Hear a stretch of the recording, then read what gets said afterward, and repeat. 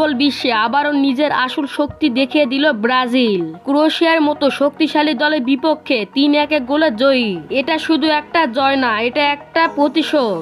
আজকের ভিডিওতে আমরা বিশ্লেষণ করব কিভাবে ব্রাজিল এই ম্যাচ অধিবাক্ত দিয়েছে,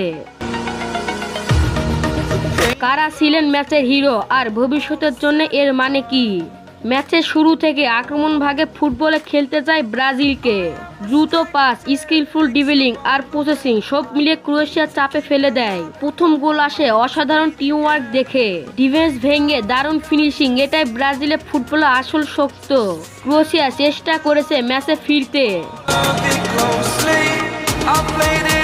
কিন্তু ব্রাজিলের মিডফিল্ড পুরো ম্যাচ কন্ট্রোল করেছে। পাসিং, বল পজিশন সবকিছু এগিয়েছিলেন সেলেসাওরা। দ্বিতীয় গোল আসে কাউন্টার অ্যাটাক থেকে, স্পিড আর ফিনিশিং এক কথায় ক্লাস। তৃতীয় গোলের পরে ম্যাচে পুরোপুরি ব্রাজিলের নিয়ন্ত্রণ চলে যায়। যদিও ক্রোয়েশিয়া একটি গোল শোধ করে, কিন্তু তাতে ম্যাচের ফল বদলানোর মতো কিছুই হয়নি। এই ম্যাচে ব্রাজিল যে জিনিসটা সবচেয়ে বেশি দেখিয়েছে সেটা হলো টিম স্পিরিট। প্রতিটি খেলোয়াড় নিজের সেরা দেখিয়েছে।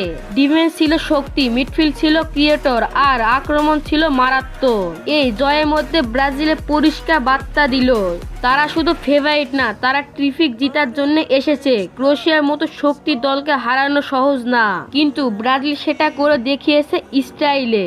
তোমার কি মনে হয় এই ব্রাজিল দল কি বিশ্বকাপ জিততে পারবে? কমেন্টে অবশ্যই জানাবেন। ভিডিও ভালো লাগলে অবশ্যই লাইক এবং সাবস্ক্রাইব করে পাশে থাকুন।